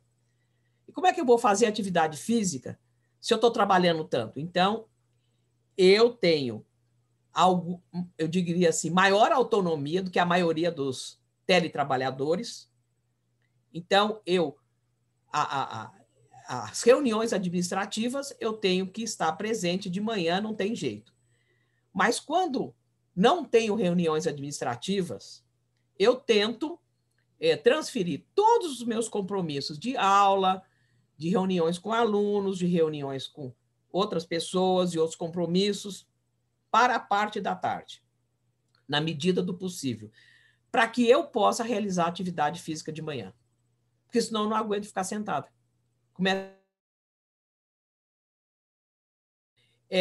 Isso é um problema, não só provavelmente para mim, eu tenho já 70 anos, né? Mas provavelmente também para gente jovem. Então, essa questão de poder parar, vou tomar um café, vou almoçar na hora que eu estou com fome, vou jantar na hora que é certo que eu estou com fome. Não dá para ficar conectado o tempo todo, sem as pausas, mas o teletrabalho traz esse problema. Então, aqui, por exemplo, em azul, né, garantir o direito à imagem e privacidade. Muitos alunos, nós chegamos à conclusão que eles não abrem as câmeras quando tem aula, porque eles ficam apreensivos, o que tem atrás das câmeras que os outros podem ver. Eu sei, muitos alunos, eles estão num quarto e atrás dele tem uma cama, por exemplo, ou eles dividem um cômodo, um quarto com irmãos ou com outras pessoas, e ficam um pouco apreensivos, ficam constrangidos. Então, isso também é um problema. A adoção de modelos de etiqueta digital, né, que a maneira de você se portar, falar, se vestir, né, estar presente de forma civilizada quando você está em interação com o teletrabalho. E também aqui observar a jornada contratual, a compatibilização de necessidades empresariais e as responsabilidades familiares. Então, no teletrabalho, a gente tem que considerar algumas dimensões no que diz respeito a condições adequadas e qualidade de vida. A jornada, as características individuais, o que eu tenho que fazer, o que me é cobrado, o direito à desconexão, que está ligado com a questão da jornada. São fatores totalmente associados um com o outro. Existem muitas publicações já com recomendações sobre o teletrabalho. Por exemplo, esse aqui é do Institute of Occupational Safety and Health. São todas publicações de acesso aberto, não tem que pagar para obter. Como essa apresentação vai estar com vocês podem aproveitar aí esses links de acesso, vocês têm livremente. Uma publicação, são todas recentes, Teleworking During the COVID-19 Pandemic and Beyond, que é um guia prático, né? A Evelise é uma pessoa muito estudiosa e ela é muito dedicada ao tema da tese de doutorado dela. Então, foi possível já ter algumas publicações do trabalho que ela vem desenvolvendo. Esse, que foi publicado na Revista Brasileira de Saúde Ocupacional, A Justiça Não Pode Parar, os impactos da Covid-19 na trajetória da política de teletrabalho do Judiciário Federal. É um periódico de acesso aberto, a Revista Brasileira de Saúde Ocupacional. Esse também é um capítulo de um livro, Home Office, Teletrabalho ou Trabalho Remoto, a importância da ergonomia quando o trabalho se mudou para casa. Então, também, a partir desse link, vocês têm acesso aberto. Tem outras publicações. Mas, enfim, eu termino por aqui. Passou um pouquinho do meu tempo, mas ficam à vontade para nos fazer os contatos, ou com a Evelise ou comigo. E agradeço muito a atenção. Vocês me perdoem, eu sempre falo com muita veemência quando o assunto me incomoda, mais ou quando eu fico estimulada por esse assunto. Mas a questão do teletrabalho, ela veio para ficar. Ela veio para ficar e não necessariamente para melhorar. Então, é realmente importante ter uma regulamentação brasileira para proteção da saúde, certo? Não é só... E essa proteção da saúde, ela repercute em melhor qualidade de trabalho que as pessoas possam fazer. Porque, evidentemente, se você não tem boas condições de trabalho, você não pode realizar um bom trabalho. Muito obrigada, Ana Cristina. A Cris é uma pessoa muito querida de décadas. Então, assim, fico muito contente de você ter me convidado, porque é sempre uma oportunidade para conhecer novas pessoas, trocar opinião, compartilhar, escutar coisas novas, né? Talvez a Evelise queira falar alguma coisa depois da minha... Sim, vamos ouvir a Evelise. Eu vou pedir para todo mundo uma palma coletiva. A gente está tão integrado os dois temas, tudo tão atual. Parabéns pelas publicações, pelos dados. A gente vai enviar isso. Pessoal, quem não abrir a câmera pode colocar uma mãozinha aí, porque assim, reconhecimento faz um bem para a saúde, que não é brincadeira, né? Essa generosidade deles trazerem a informação completa, limpa, clara, honesta, né? Então, é muito gostoso a gente estar num ambiente de uma comunicação plena, né? Eu acho que isso realmente é muito bom. Agradeço mesmo. E, Denise, por favor, comenta alguma coisa, conta dos teus desafios. A Frida é uma... Bom, eu sou suspeita, porque a gente é amiga a gente ficou amiga por causa da Associação Brasileira de Ergonomia. Acho que você era diretora na época. Aí transferiram a presidência para o Bezerra e junto veio, ele ganhou um abacaxi no dia da eleição, você lembra? Aquele dia foi histórico, foi o dia que eu acho que você era uma das diretoras, eu falei, o meu segundo evento, falei, esse povo aí é briguento, né? E transparente. Então, ele ganhou a presidência, mas na hora do resultado ele ganhou um abacaxi. Eu lembro que você estava lá na mesa, Frida. Mas depois a gente vai ficando amiga. Então, você é uma sortuda de ter a professora Frida de orientadora. Ela dá aula nos meus cursos, acho que faz uns 10 anos, 20, sei lá. Desde as primeiras turmas, 20 anos, desde 1999. Então, Evelise, conta alguma coisa dos desafios. Teve um monte de termo novo aqui, bacana, que eu não conhecia. Etiqueta digital, eu falava... código de conduta, como que a gente escreveu, Tiago? Ou Ana Cristina? Tiago, Ana Cristina. A gente escreveu, venha vestido de acordo com tal. Porque teve gente que veio assistir aula de hobby, de sunga, tal, é assim, no começo. Como assim? Não, você está em contato com o mundo, né? Com a cara na janela, né? Então, conta, Evelise, por que você se interessou por esse tema? Muitos chamam de trabalho remoto, que já era um tema antigo, que até me orientando, o Rogério Tadeu estudou isso na Xerox em 2003, e naquele tempo era uma coisa pequenininha, hoje ela é o mundo, né? Vamos te ouvir um pouquinho, depois a gente vai fazer uma ou duas perguntas e a gente vai encerrando. Às 13 horas a gente encerra, cai o sistema, tá bem? Vamos lá. Muito obrigada. Primeiro, eu esqueci, eu cometi uma gafe, né? Gafe digital, de agradecer a professora Ana Cristina pela acolhida, desde o primeiro e-mail que a professora Frida me convidou gentilmente para poder colaborar com essa apresentação. E ela me acolheu muito, muito bem, e essa acolhida aqui realmente é o que é você, né? E a professora Frida também já havia comentado sobre o seu trabalho e elogiado muito. E é assim que eu me sinto, sim. Eu sempre falo que eu sou privilegiada por ser orientanda dela, estar no doutorado na saúde pública na USP, né? Ela fica brava porque ela não gosta que eu fale que é um privilégio.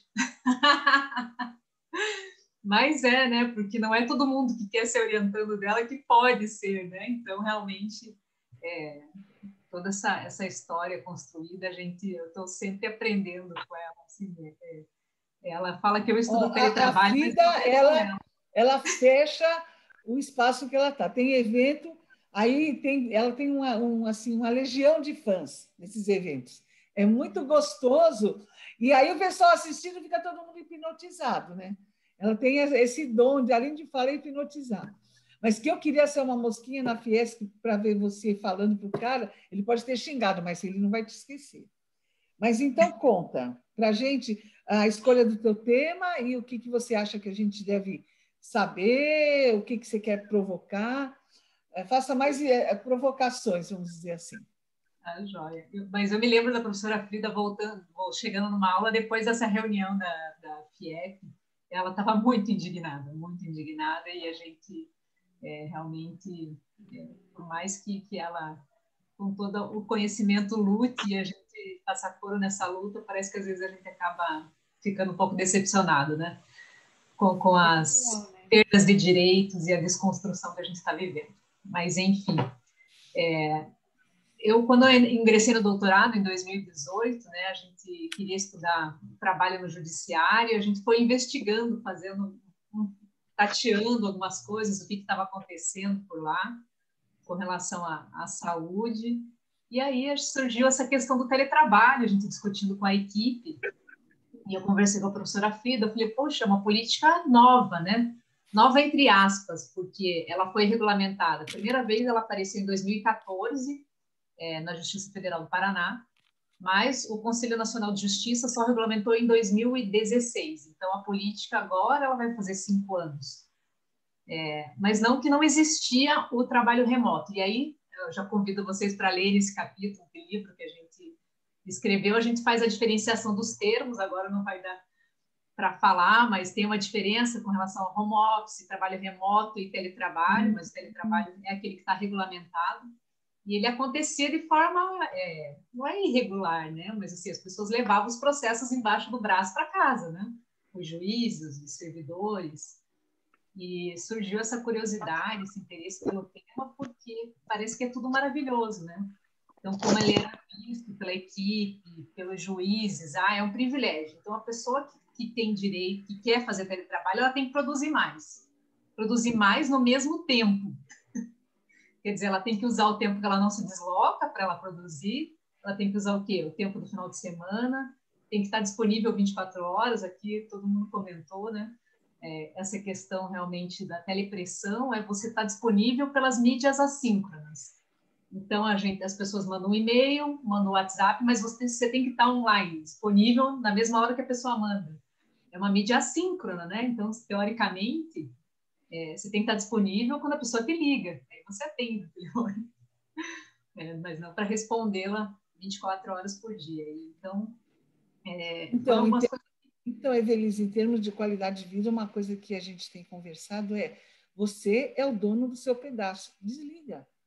Depois que nem caiu o celular, caiu a linha, desliga. A criançadinha faz isso sem remorso. Se desligou, aquela matéria estava chata, depois eu ligo de novo.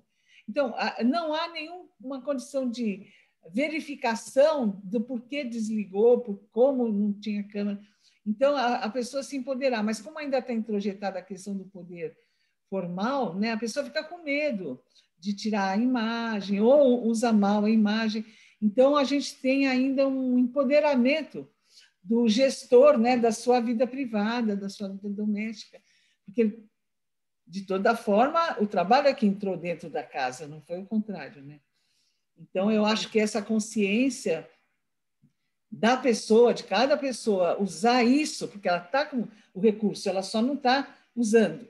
Eu não vou desligar porque vão pensar isso e aquilo. Não vão pensar, desliga. Precisa almoçar, precisa ir aqui, desliga. Isso é uma ação que está disponível, né?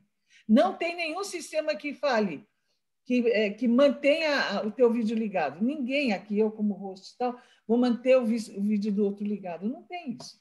Nunca vai ter, porque daí é o fim da linha. Mas tem, pior que tem. Que mantém o cara ligado? Tem programas. Ligado? Tem programas. Não, mas é um que é a imagem, não é o rosto, né? Tem programas que algumas empresas instalam no computador que eles podem... são programas espiões, que realmente eles podem manter o controle da pessoa 24 horas por dia. Mas desses não aparece o rosto. O que eu vi, e a pessoa, né, não aparece o rosto, e até dizer que é aquela, não há um dado empírico sobre isso, né? Já tinha negócio de costura. Então, bom, bem ou mal, se tem esse sistema que vê a pessoa por inteiro, sistemas ocultos, como... Eu tenho uma professora de estatística, ela fala, Cris, até na televisão, antes de dormir, eu coloco toalha, eu cubro tudo, eu não sei onde tem câmera. Então, a gente tem ainda um aprendizado sobre o que está sendo revelado da nossa intimidade, né? E eu só queria... porque tomei muito tempo aqui, né? Falar um pouquinho não tomou. Gente, isso aqui é um encontro. Eu sei que tem a parte hard, a soft também conta, porque vem coisas, né? A etiqueta digital ela é um pouco mais ampla do que além dessa questão de vestimenta, né? Mas o que eles orientam na nota técnica do Ministério do Trabalho é assegurar o repouso, né? As pausas, esse direito da desconexão que a professora fala, né? Evitar a intimidação, o bullying, questões verbais, morais, sexuais, sociais, psicológicas, físicas, material virtual e questões de insultos e até mesmo comentários sistemáticos, apelidos e outras coisas, até memes e outras coisas, né? Como a gente estava falando aqui, o acesso as pessoas dão um print, né? Copiam você na tela e colocam você em qualquer lugar, né? Então, e até um estudo da Microsoft, que a gente resolveu não comentar, porque a apresentação tinha que ser curta, mas a questão do aumento da ansiedade, ela começa 2 horas antes de você entrar numa reunião. Então, por exemplo, se hoje a reunião era às 11, 9 horas, estava todo mundo ansioso, já quem que vai participar, esse sofrimento e essa questão das pessoas, eu acho que é uma dificuldade também de exercer o direito à desconexão, mas isso é uma discussão Ótimo, complexa. eu acho que daria uma bela tese de doutorado na Faculdade de Direito.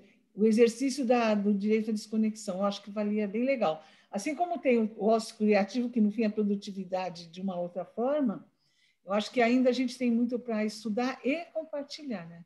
A gente está aí num novo mundo de pesquisa, vantagens e desvantagens. Bom, gente, é um tema maravilhoso, ergonomia, e vocês veem como ela está update, assim, a gente está trazendo assuntos que estão ali, né?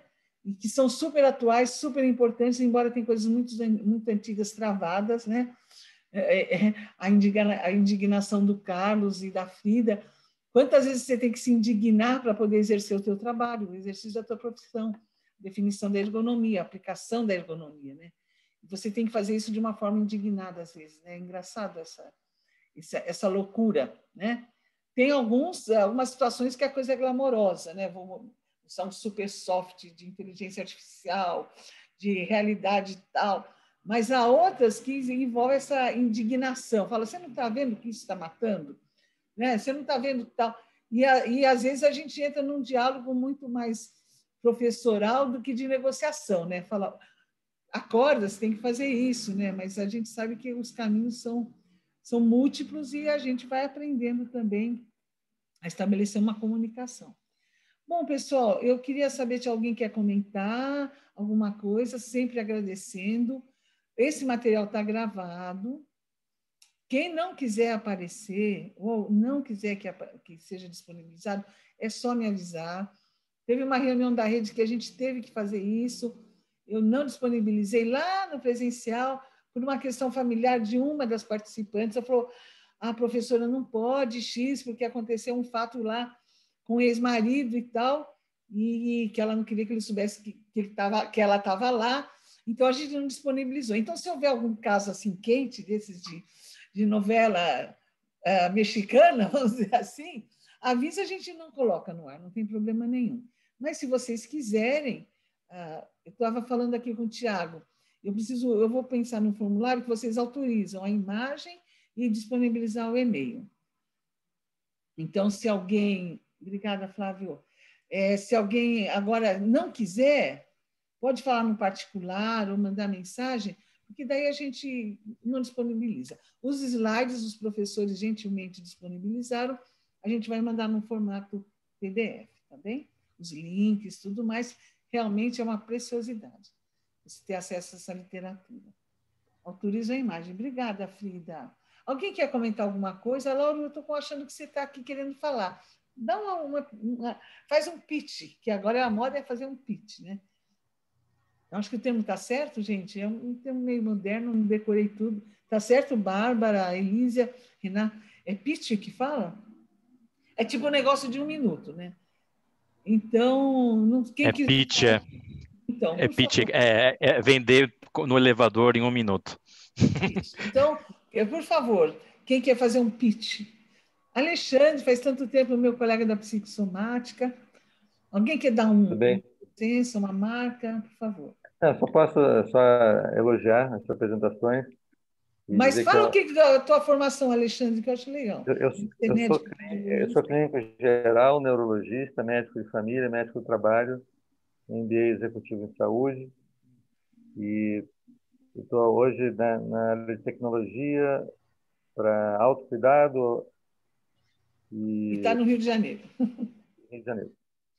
Não, assim, só reiterar o grande absurdo que é o fato da ergonomia, classicamente, em muitos ambientes, não olhar o lado psicossocial, né? Acho que isso é um grande absurdo. E essa questão do teletrabalho, a parte emocional e cognitiva, ela fica muito evidenciada. Então, só reiterando o que vocês falaram, temos que fortalecer esse lado. Beleza. E sabe o que está me ocorrendo? Gente, muito obrigada por vocês autorizarem no chat. Já resolve, não vou ter que fazer Google Forms. Quem autorizar, autoriza aqui. Agora, é muito importante que quem não quer fale também, pode falar no privado. Porque daí já está documentado porque é a LGBD. é que, apesar de as pessoas não autorizarem, você tendo, vamos dizer, 70% do teu dia na frente de uma telinha, é necessário algum tipo de normatização de atuação. Então, mesmo ninguém querendo falar disso, você tem que falar, né? Então, o psicossocial ele está pedindo espaço, né? Ele quer uma frente ampla para ser tratado, incluído, normatizado, aprendido, etc. Né? Querendo ou não, porque as pessoas travam, né? As crianças não aprendem, né? Então vai. Mas ainda tem muito para caminhar. Né?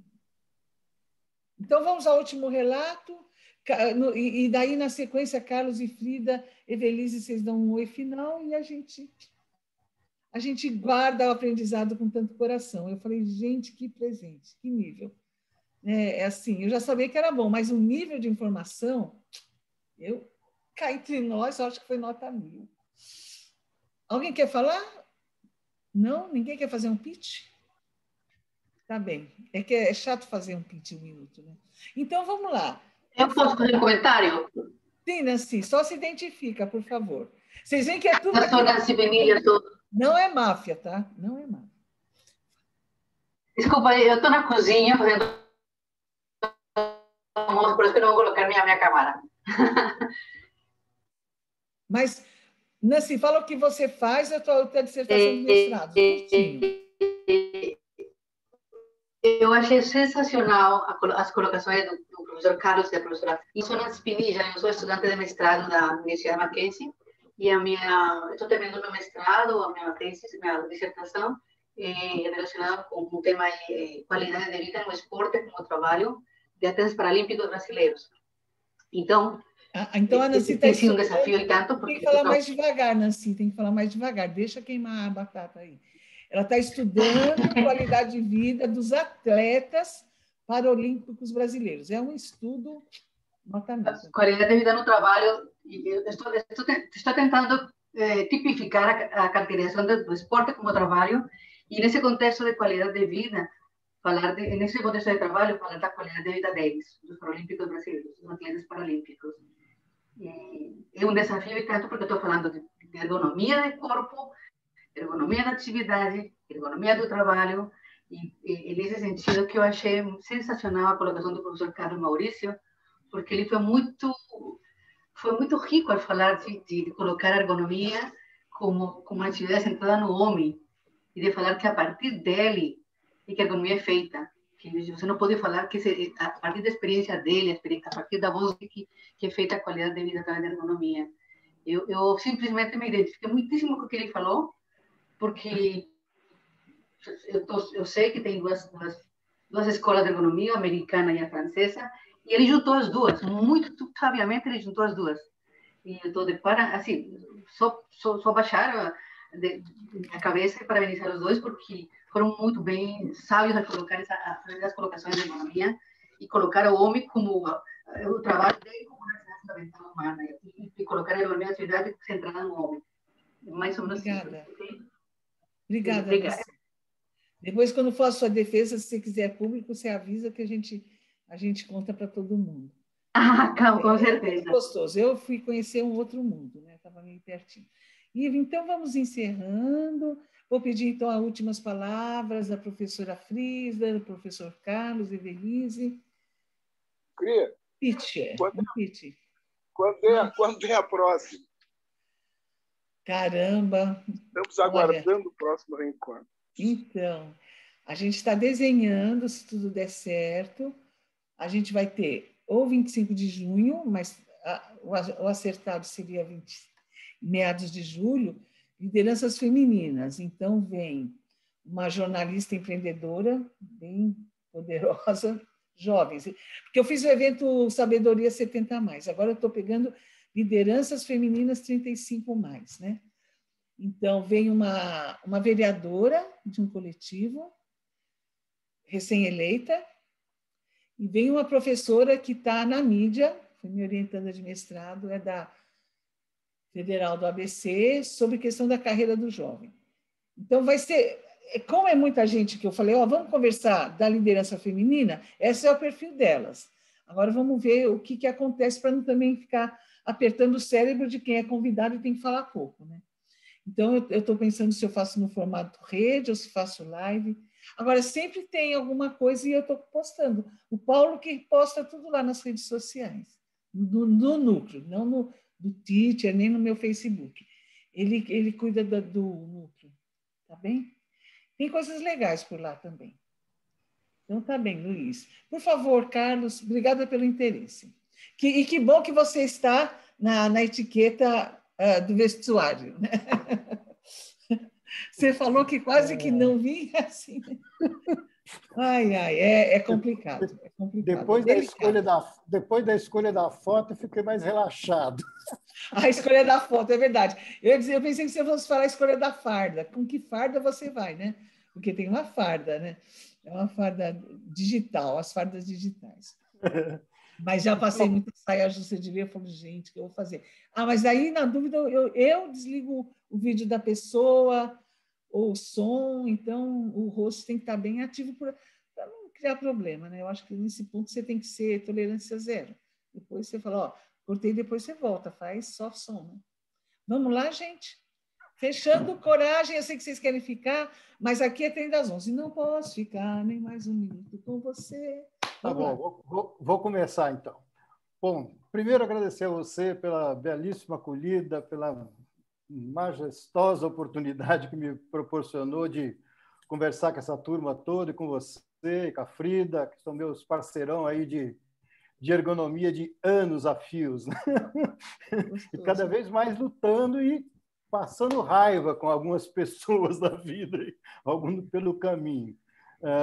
Agradecer aí a todo mundo que participou aqui, né, de todos os lugares, gente de Portugal, gente do Sul, de São Paulo, do interior, da Baixada Santista e das diversas, né, formações em ergonomia, em interesse em ergonomia, formações acadêmicas, etc. Então, meu grande amigo Luiz Carlos, lá de Porto Alegre, está aqui presenciando, aqui, deu as suas palhinhas por aí. Um excelente churrasqueiro, um excelente chefe de cozinha. De vez em quando eu vejo as postagens dele, das comidinhas dele, eu fico só lambendo os beiços aqui de longe.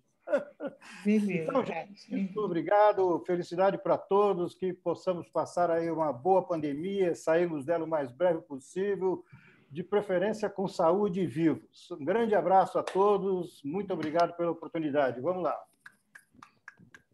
Obrigada, Carlos. Frida, Evelise, por favor. Eu agradeço a oportunidade, Cris, você ter me convidado. Como eu disse, a oportunidade de conhecer melhor o grupo, conhecer pessoas novas, compartilhar o que a gente está fazendo, escutar o que os outros estão fazendo, o que pensam, isso é muito importante. E para mim foi um prazer revê-los, alguns eu já conheço, e outros de conhecê-los. Uma hora a gente vai jogar a conversa fora na biblioteca, que é onde a gente conversa, na biblioteca. Espero que todos nós estejamos nos reencontrando em algum momento, de forma presencial. É um momento muito difícil no planeta, mas particularmente no Brasil.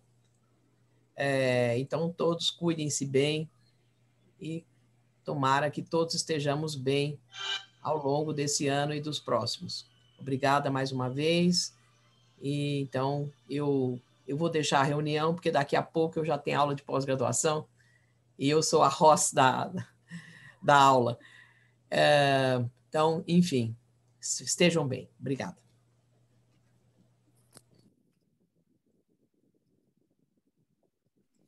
Obrigada a você, Frida, sempre querida, uma irmã científica presente em todos os momentos, uma lutadora, assim. E, além do mais, uma arrebatadora de multidões. Essa é a Frida que eu conheço, sempre, né? Oi, Evelise. Fala você, e daí a gente já dá um tchau aqui. Em nome da professora Ana Cristina, professora Frida e professor Carlos, eu agradeço, né, a todos e a todas aqui por essa oportunidade desse encontro, de tanto aprendizado, e desejar que vocês consigam exercer o seu direito à desconexão e que tenham muita saúde para a gente enfrentar ainda essa pandemia que está muito difícil, mas que fiquem bem e agradecer a oportunidade. Espero poder encontrá-los, né, pessoalmente. Um grande abraço a todos e a todas. Com certeza. Beleza, gente, sintam-se todos abraçados. Agradeço o apoio do Tiago, do Paulo e a presença de cada um de vocês, que eu vi, outros que eu queria que falasse. O tempo é curtinho, eu fui tentando registrar aqui no chat, se eu esqueci de alguém, por favor, sintam-se abraçados. Até breve, a gente vai dando notícias. E está terminada mais uma reunião da rede. Um beijo imenso no coração de cada um. Obrigadão. Tchau, tudo de bom. Tchau, gente. Até mais. Tchau, queridos. Tchau.